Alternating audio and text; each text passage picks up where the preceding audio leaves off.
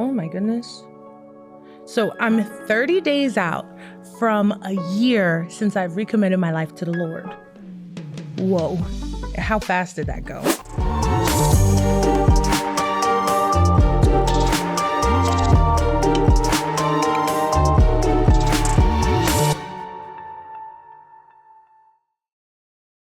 I got out of rehab around May 25th of 2022, and Memorial Day is on the 30th. And I spent Memorial Day alone. Why? Because Memorial Day is a drinking holiday, and I did not want to leave the house.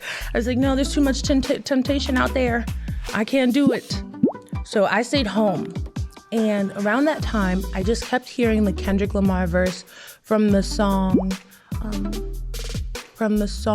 Sing About Me, I'm Dying of Thirst. And I just kept hearing, jump in that water and pray that it works. I was like, why do I feel like this? And I was like, no, I've been baptized before. Like, Jesus got me, I'm good. And sometimes it's like, you need to start over. You started over in the physical realm. You need to start over in the spiritual realm and just see what happens. You have nothing to lose. At this point, I had nothing. It's Memorial Day, a holiday where I would go out to the liquor store and get what I needed and go out with my friends all night long and turn up, bar hop, everything. And I'm in the house alone with my cats. I don't even think we were watching TV. I think we were kind of just sitting around talking, and I was doing all the talking. So, so it's like, okay, well, you really have nothing to lose. So I inquired on where to get baptized, because at the time, the church that I had gotten baptized in when I was younger, I hadn't returned as an adult, and it had been so long. And then, everyone in a town goes to this church. I didn't want any of that. I wanted to really explore my religion on my own I don't need cousins and things coming to me and talking to me. I didn't need any of that. I wanted to go and find out for myself. So I did some Google work to see if anybody was baptizing, and none of the dates were coming up.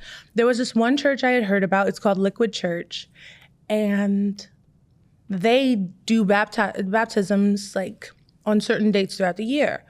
So I signed up for notifications because I had been there once before. It's a church with multiple locations in New Jersey, and it's for the whole state. So they all do baptisms on the same day. So I was like, let me just sign up for notifications. I signed up to the email, and I let time go by. So let's say June, July, August, September, all this went by, and I'm just trying to stay sober. Like, yeah, God is with me and we good. And I did say, God, give me the grace to accept the things I cannot change, the courage to change the things I can, and the wisdom to know the difference. I did start saying that in the mirror because I know that they push that in rehab. And that's all I had. I didn't want to open my Bible. And that, even after I got baptized, that took a long time to do. I didn't want to do it. Praying was like, I'm standing in front of the mirror, I'm talking to God, and then I'm going to tell myself how great I am. And that's all I got. And he took that. And I just went on with my days. And then November came, and I got the email saying that they were doing baptisms on November 20th, and if I wanted to sign up. And you didn't have to go to the church to sign up. It wasn't anything like that. So I signed up. They emailed me immediately, and they said I had to come in for a meeting. I came in, and I just wanted to make sure that I was baptized the right way. I wouldn't open my Bible to find out exactly what that was at the time, but I wanted to make sure. I did a little research, and it said it had to be in the name of the Father, the Son, and the Holy Spirit. I said, okay. So I went in, we did the seminar, and they pulled up the exact verse that said exactly that, and that's how they're going to do it. When I put in the request to sign up for the baptism, it said, why do you want to be baptized? And I put in what I had to put in, and then it said, do you have any special requests? And I said, I need to be baptized in the name of the Father, the Son, and the Holy Spirit, and if you could just hold me down a little too long. And I knew when they called me to come in after that, I was like, oh my God, they probably think I'm a demon. Like, I wanted to be held under for just a little too long, because all I kept hearing in my head was jump in that water and pray that it works. And I was like, oh man. So then we went in for the seminar, and they explained that they would do it that way. They had a whole slideshow, everything. And we had to just share why we wanted to do it with the group that we were in. And I picked a later sermon, and there was 3 other people in the room. And they shared their testimonies, And then I shared mine. And as soon as I went to speak, I was crying. Before the words could come out, I was already destroyed. I was like, oh man. So then before we left, they gave us the assignment to write our testimonies out so that they could read them when they put us in the water. And I was like, I don't want to do no assignments. I just want them to put me in the water. I'm praying that it works. Like, that's it. They're just going to dunk me and that's it. Just hold me down and leave me alone. This is where my heart was. I was seeking, but my heart was still damaged, like Danity Kane said. So after that, I waited until 2 days before, and I attempted to do it when I first got the assignment, and I couldn't do it. I was like, why do they want to know this? This is none of their business. I'm not writing this down. Like, just know I want to get baptized, and my name is Dominé. And then 2 days before it was time to get in the water, it came over me, and it was like, hey, just write down what I'm about to tell you. And I started writing down my story. So now I'm sitting there in tears, crying over this story, sent it in an email, and this is what they read before I professed my allegiance to Jesus Christ. And yeah, they read it out loud in front of the congregation. Today, 11/20/22, is a very special day. Not only is it my grandmother's birthday, but today I recommitted my life to Jesus. Here is the testimony I wrote that was read at my baptism. Dominé Spinelli. In true Dominé form, I had to break it down phonetically so they didn't say my name wrong, because you baptizing Dominé Spinelli. I don't know who Domin is. So, Dominé Spinelli. I've known Jesus since I was a child. I was first baptized at 10 years old. At the time, I wasn't privy to what being a follower of Jesus encompassed fully. I knew he died for me, but I never considered that I'd have to live for him. I continued into my teen years, living as I saw fit, believing the turn down for what mentality, not realizing that it was one of the world. I knew Jesus was continually by my side, but something inside of me had been broken for longer than I'd like to admit. At the time, I wasn't accountable enough to realize how far away I had strayed, so far that I had even forgotten that I could make a change. I would often pray to be set free of my addiction and decisions that caused me pain, but I could never bring myself to release those things and walk away. Rather than confronting my struggle, I tried to hide like Jonah did. I tried to run away from who I was assigned to be by masquerading as who I should be to the world. 18 years of being left to my own devices left me empty, with a hole no man, no smoke, no drink, no amount of anger could fill. I could find no vice to make the pain end. Then I began to spiral. I isolated myself from my friends and family. I often blamed others for my predicament, all whilst believing I was in full control. For so many years, all I wanted was a way out. I knew 2022 was going to be different. At the start of the year, I asked for freedom. Initially, it just meant financial freedom, but as I thought on it some more, I acknowledged that I wanted freedom from my addictions, freedom to be untethered of all coping mechanisms that once brought me comfort. One typical weekend in February, with my head in the toilet, crying out for God to make the pain stop, I heard him say, "If you want to be who we know you are, you have to get clean." At the time, I agreed. Anything to make the puking stop.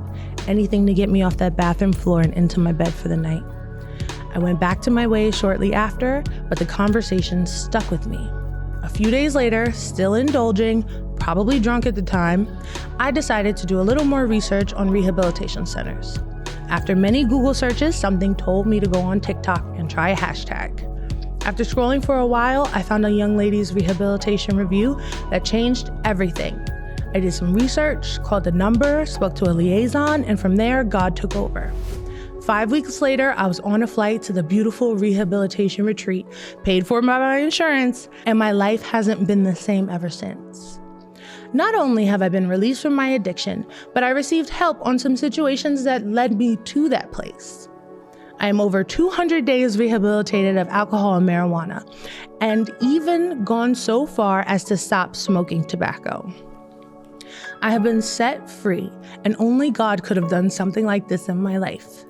I am so grateful to be free of the things that once held me in bondage. I prayed years for exactly what I have in this moment. It's truly unbelievable because those things held me captive for a long time. I began to believe this couldn't happen for me, even so far as to believe I wasn't worthy of it happening to me. But I got it. I give God all the glory for this occurrence, and that is what has brought me to the water. I am forever indebted for the freedom that I have now, so I give myself, once again, to the one that did that for me, this time as an adult that understands the downfalls of choosing the pleasures of the world. I want others to know that it is possible. Giving up your perceived power for the most powerful is the most powerful thing any of us can do. This will be done in my life from here on. Hallelujah. Oh man. Reading it back, I don't know why I'm crying, to be honest. I have no idea. Reading it just moves me. I don't know. I'm not sure. I'm proud. I'm definitely proud, and maybe I just don't give myself enough credit for being so proud. And to even think that it's been almost 365 days, it's been 335 days. To even think that is like, whoa. Yeah, maybe I just don't give myself enough credit for what I did, but I'm just so glad that I had that inkling to do it. You know, and if you've done it before and you think that that's fine, that that's enough, okay. But I just kept hearing Kendrick Lamar. I just kept hearing it over and over from May till November. And it worked itself out. When I did the initial search, nothing came up. It's just like with the rehab situation. When I did the initial search, nothing came up, nothing worked. But And I even got it tattooed on my skin, the word seek. The word seek comes up in the Bible like over like 70 times. And I can't tell you exactly how many because I'm still working. I finally started opening it. But the passage that sticks out to me is seek ye first the kingdom of heaven and all of its righteousness, and all of these things will be added unto you. Once you put in that Google search the first time, once you start asking the questions, once you just open your mind a little bit, everything else will meet you in the middle. He wants you just as bad. Better yet, he wants you more than you want him. He's chasing after you. He's with you right now. He's closer than your breath. And the whole time, you have free will. You can live your life. Please live your life. But what does it cost? Where does it end? I was living my best life, like Lil Duval said, doing it. And then now in hindsight, it wasn't even my best life. My best life is in this exact moment right now. It was something to do. I was doing stuff that we're supposed to do because we're in the world and we're young. You're only gonna be young once. You only live once. Yeah. Unless you believe in the kingdom, then you're gonna live more than once, and you better get it right this time, buddy. So I distinctly remember after getting off the floor, after God telling me, if you want to be who we know you are, that was the part that stood out to me. Because a lot of times you think no one can see who you are inside. No one can see your vision. And that's true, but he does. And he said, if you want to be who we know you are, we the only ones that know, really, is me and him. And honestly, I short credit myself a lot to this day. I'm not even half as big in my mind as he knows that he put me here to be. I was put here to be this. Before he formed me in the womb, he knew me. You too. And when he said that, okay, so afterwards, when I got off the floor, and I woke up, I think I probably went to work the next day. I don't remember that. I just know that moving forward, every time I went to work and was living my regular life at the grocery store, at the liquor store, doing my job, I just couldn't shake the feeling that what I was doing was not fulfilling me anymore. Not only was I hungover and sick and like gaining weight and just disgusted with my life, my love life was falling apart. My family familial relationships were toxic on my own behalf. I was making them toxic because I had a whole bunch of things that I wanted to confront that I just kept pushing back, and I just kept them on my back with me like a backpack. I kept them. These things keep me safe. All these things you guys did to me. That time you stole my zebra cakes, I remember. And you just wouldn't let it go. So then, like I said, I had put in the Google search to find a rehab, and all the places look crazy. All the places in New Jersey look crazy. Y'all really need to do something about that. Or they were on the beach for thousands of dollars. They weren't even taking insurance. I was like, well, and then when I got on TikTok, because I typed in the hashtag and I found that girl's story, I remember God saying distinctly, I remember him saying, Dom, all celebrities go to rehab. You just doing it first instead of after. And I was like, show you right. So then I got on the phone with the liaison and she helped me to get the process started. I also kept hearing the song Breaking the Habit. I think it's by Linkin Park, but don't judge me. I think it's Linkin Park. But the song Breaking the Habit kept playing on the radio. I drove for work, so it would come on every day. I'm breaking the habit tonight. I'm breaking the habit tonight. I'm like, man, whatever. Smoking a mile, man, whatever. I'm going to the liquor store right after this. It didn't matter. But I couldn't shake that I was getting these clear messages, and they wouldn't stop. They were continual. So sometimes people say you should be careful what you pray for. And I do believe that in terms of patience. I'm not praying for patience no more, okay? Because when you pray for patience, you got to wait. I don't like waiting. I pray to be content and happy in the time that I wait, but I don't pray for patience anymore. As far as me praying to be sober, that was one of those things that went exactly how I needed it to go. So I don't regret praying for it at all. I regret waiting so long to move. I should have Googled it years before that. It had been on my heart for years.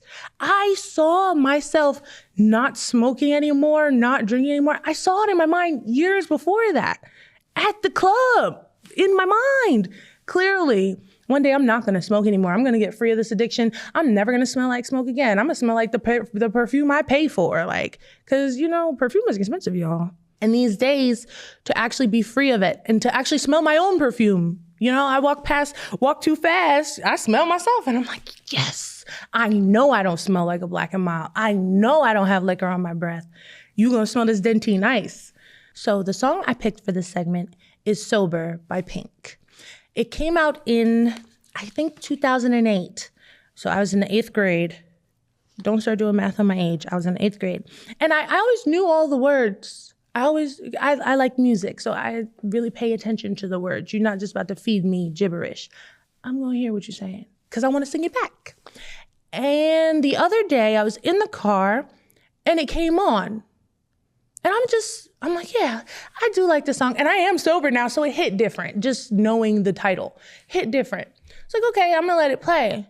And it played. And by the end, I'm singing the words, hearing the words, driving, and my jaw was dropped because I was like, whoa, this whole time, I've been singing this since the 8th grade.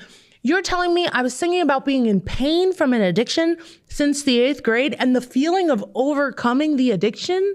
Another song that does that to me is Rehab by Rihanna, but that's another day. That's a song for another day.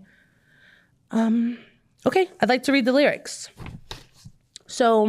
Okay. And in hindsight, now since I've been doing the therapy and such, it made even more sense because she acknowledges that her addiction is coming from pain. So these are the words. I don't want to be the girl that laughs the loudest or the girl who never wants to be alone. And that was me before in addiction. If you watched last season, I said it. I have to put on a show. I have codependency. I didn't want to be by myself.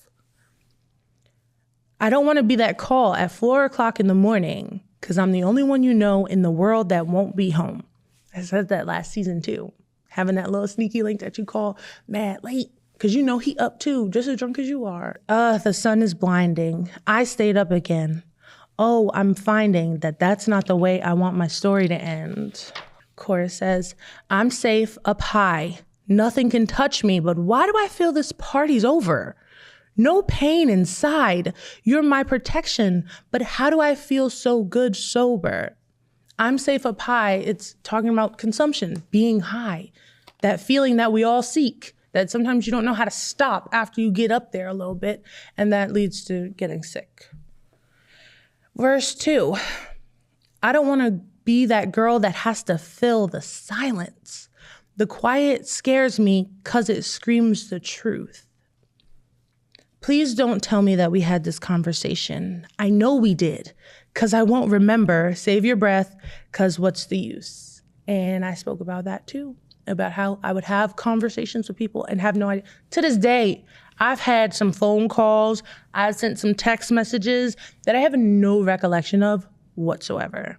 And if you watch that episode on The Breakfast Club, it's more recent with Tyrese speaking to Charlamagne and Envy about all those videos that went viral of him like crying and such.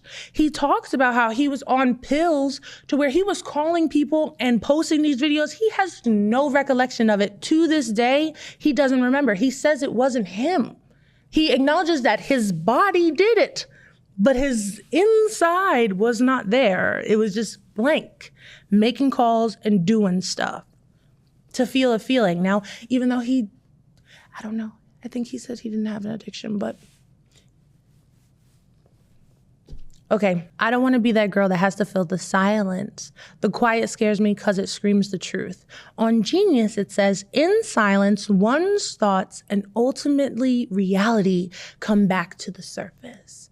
So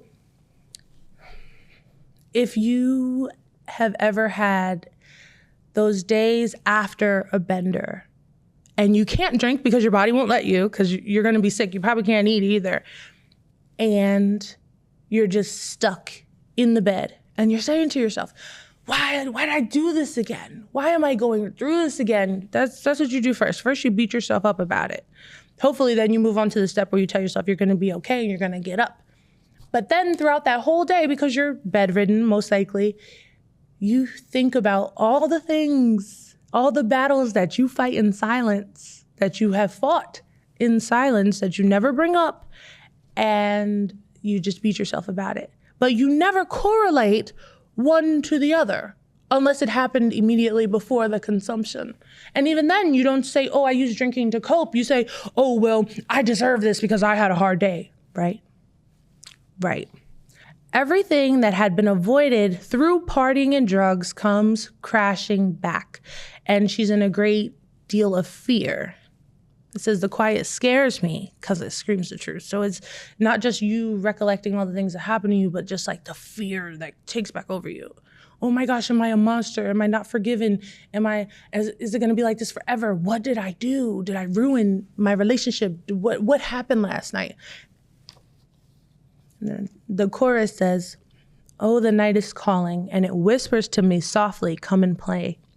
I am falling, and if I let myself go, I'm the only one to blame.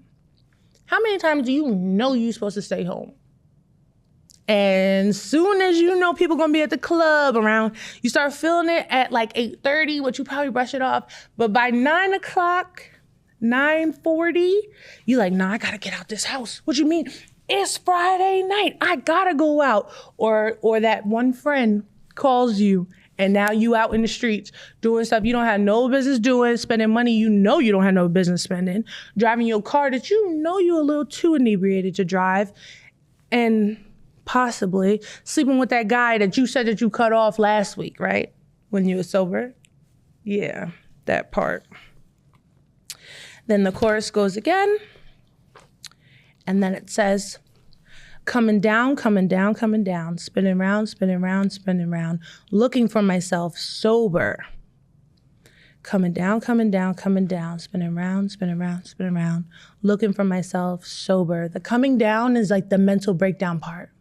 The part where you're like, why do I keep doing this? What is happening? I don't want to do this anymore, but I can't stop.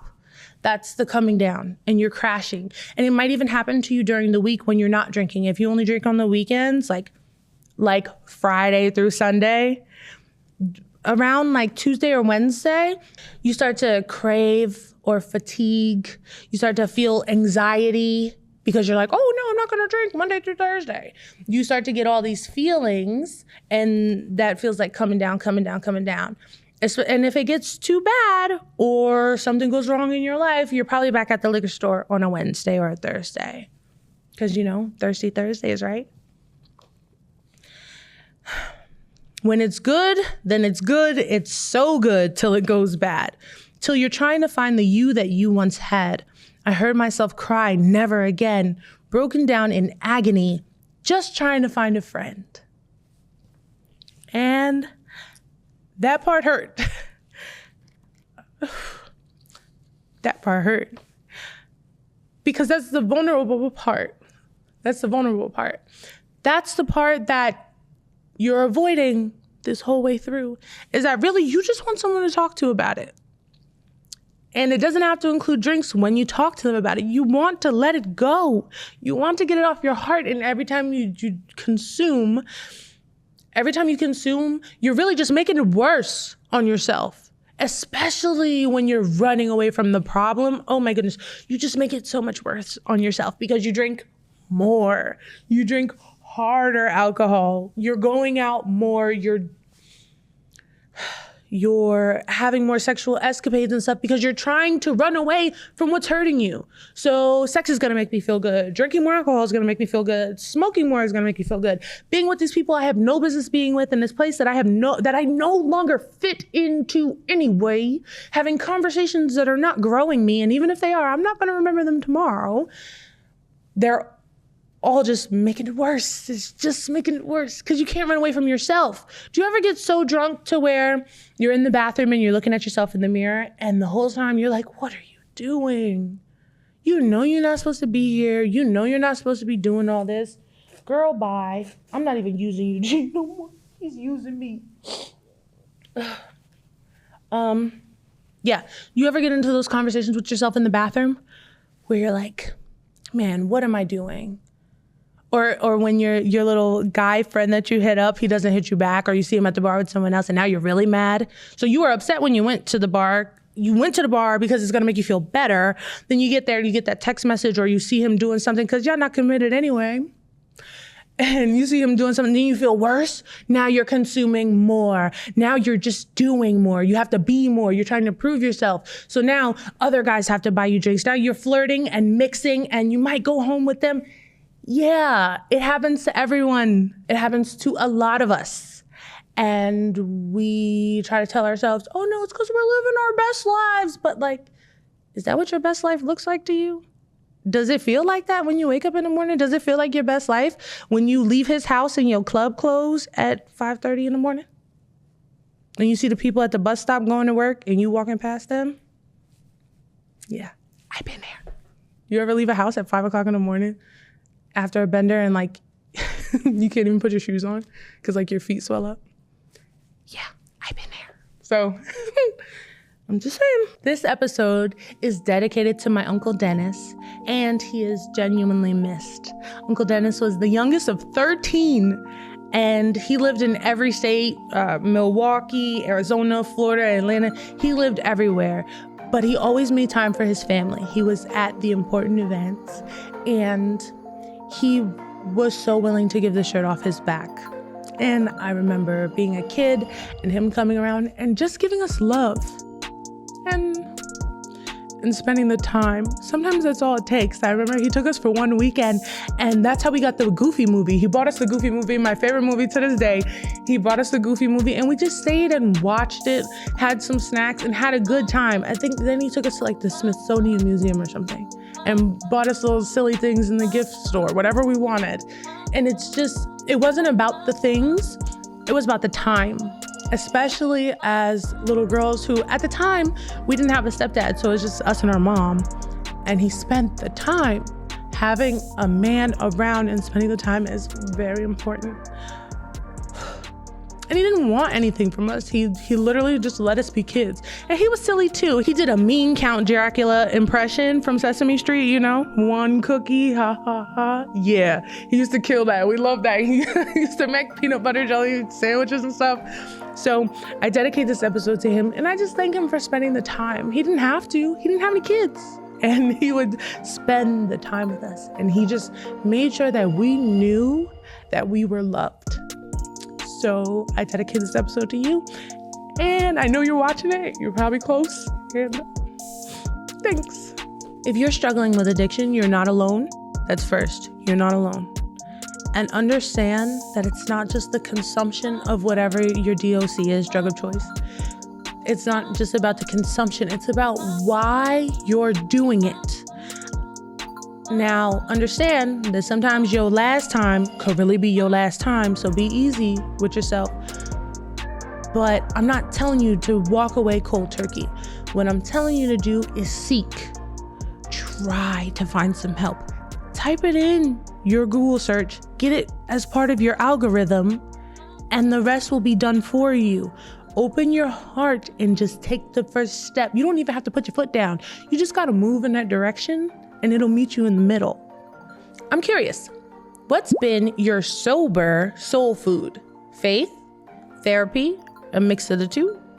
Share your divine or therapeutic moments using hashtag sober soul food. Let's get spiritual or not. Please be sure to like, comment, share, subscribe, and give us 5 stars on Apple Podcasts. And turn on your notification bells so you can know when the next episode drops. Until next time, I'll see ya.